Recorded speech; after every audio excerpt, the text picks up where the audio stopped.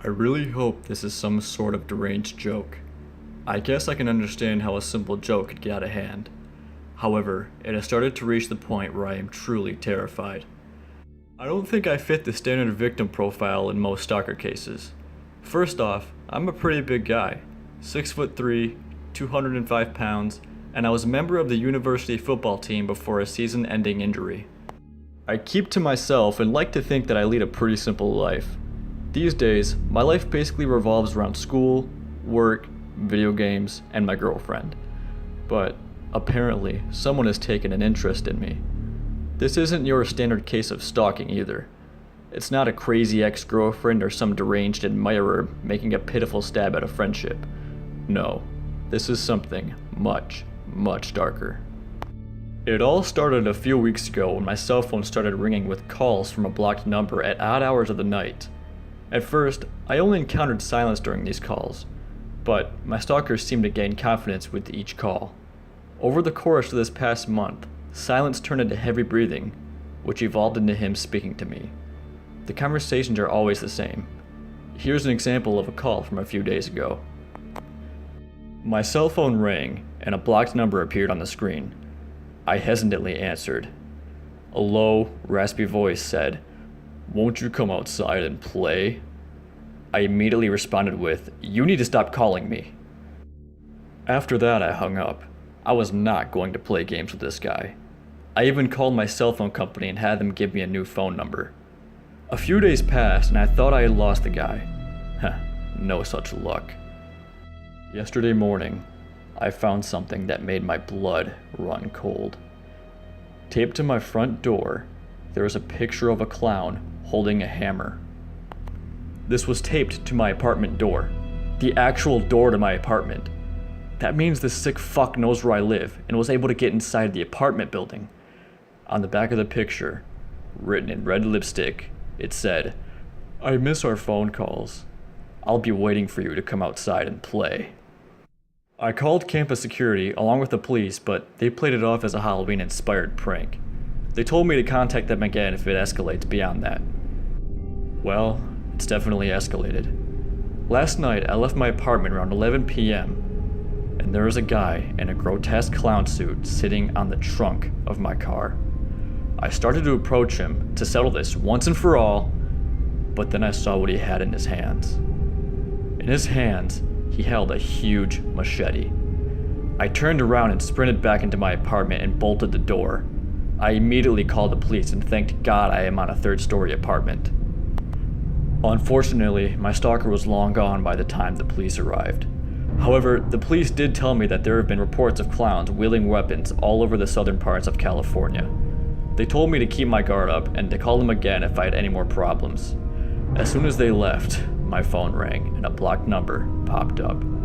I decided that I needed to take control of the situation. My stalker got his pleasure from being in a position of power. With renewed confidence and a plan in mind, I answered the phone. A gleeful voice greeted me with, "Aw, why did you have to call the police?" "Don't be afraid. I just want to play. That's all." I decided to play along, and feigning fear, I stammered, What do you want from me? Please, just leave me alone." A piercing giggle blasted through my phone, and my stalker said, "Oh, let's set up a play date, my dear." I said, "Okay, whatever you want, man. I want to meet in a public place, though. How about the university cafeteria at 2:30 p.m. tomorrow?" I said, again allowing myself to stammer. He responded with, "Can't wait." And the line went dead. I felt empowered. I was in control now. First, I now knew that my stalker was a student, since you need a university keycard to gain access to the cafeteria. I began to set my plan into motion. I called my phone company and explained the situation. I asked if they could identify the blocked number that had been calling me at odd hours over the past few weeks. Surprisingly, they complied, so I guess phone companies commonly deal with this sort of situation. The next step was to contact my former teammate from the football team who worked in the cafeteria to help pay tuition. I explained the situation and asked if I could hang out in the kitchen area so as to have a good view of the sitting area while remaining out of sight. He agreed and told me that he would let his coworkers know about the situation. since he would be in class at the time. The next morning passed slowly as I anxiously awaited the moment of truth. I was thankful that my girlfriend and I did not live together. First, it might have made her a target of the stalker, and second, she probably wouldn't have agreed with how I planned to deal with my stalker. In any case, I finally wrapped up my morning classes and set up shop in the kitchen of the cafeteria. My teammate's buddy even set me up with a kitchen smock and hairnet to help keep me blending in. My heart began to beat furiously as 2:30 p.m. neared. I tried to remain inconspicuous and pretend like I belonged in the kitchen. At 2:30, I snuck a glance out into the sitting area but was disappointed to see no one sitting out there. The cafeteria closes at 2:30, so it's usually empty by that time, which made it the perfect time to identify my stalker. At 2:40, I snuck another glance out into the cafeteria and was about to give up until I saw a figure sitting in a dark corner of the cafeteria. That was him. I knew it. My heart began to race and I started to lose confidence in my plan. The friend of my teammate came up to me and said, "Dude, is that the sicko that's been messing with you? Yo, you gotta fuck this dude up." With renewed confidence, I opened my phone and dialed the number that the phone company had given me. After 3 rings, I saw the figure raise his phone to his ear and I heard a soft voice say, "Hello?" I had him, but I couldn't see him. I needed to be able to see his face, so I turned to my friend of the teammate and asked if he could do me a favor. I told him my idea, and he quickly agreed. He walked up to the figure, my phone in hand, and snapped a couple pictures of the man as he told him that the cafeteria was closed. He had a huge smile on his face when he got back and said, "You're never going to believe who I just took a picture of." I actually had to sit down before I could look at the picture. My hand trembled as I took the phone, and when it turned on, I saw the stalker wasn't a student, but Mr. Freely, my goddamn sociology professor from freshman year. What the fuck? I reeled in confusion. I had been expecting some twisted social reject, but instead I got an accomplished professor that I had earned an A from. I decided to abort my plan and headed back home. That night, I received another call from my stalker, who I now knew to be Mr. Freely. He said, "I am so upset with you. I even wore my best outfit today. I think your girlfriend has been distracting you, but luckily, I am at her house right now." My heart sank and for a moment I stood frozen in place. I then sprinted out the door and drove as quickly as I could to my girlfriend's house. The back of the house was in flames.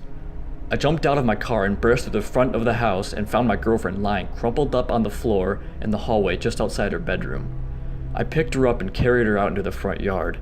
Thank God she was still alive, though breathing very lightly. The police and ambulance eventually arrived, but I told none of what I knew. I was going to deal with this myself. It was time to put my plan into action. I parked my car in the alley behind Mr. Freely's house and crept around to the front. I rang the doorbell and sprinted away and hid behind a row of bushes. I saw Mr. Freely answer the door and called the number that I believed to be his while blocking my own number. I had to be sure. "Mr. Freely?" I asked. "Speaking," he said. I giggled and said, "It's time to play." I then slipped into the grotesque clown suit I'd bought earlier that day. The plan was in motion. I crept around the back of his house and kicked in the back door. I called out, "Oh, Mr. Freely, come out and play." I found him cowering in a corner, phone in hand. I towered over him and said, "You're going to pay for what you've done." He let out a blood-curdling scream as I raised my crowbar and brought it down upon his head with a sickening crunch. Blood pooled around his body as I left the room to search the house for any evidence of the clown suit I had seen, but I found none. I quickly changed out of my clown costume and threw it along with the crowbar in a garbage bag, which I dumped in a random trash can. I immediately drove to the hospital to be with my girlfriend. She had inhaled a great deal of smoke, but the doctor said she would recover. I held her hand, grimly satisfied that I had done what a man should do, protect himself and his girlfriend at all costs when threatened. At that moment, my phone rang. I looked down, and a chill ran up my spine when I saw a blocked number. I answered the phone, and a voice drunk with glee said, "You were a great playmate. Thanks for playing my game." I ran into the bathroom and vomited when I realized what I had done.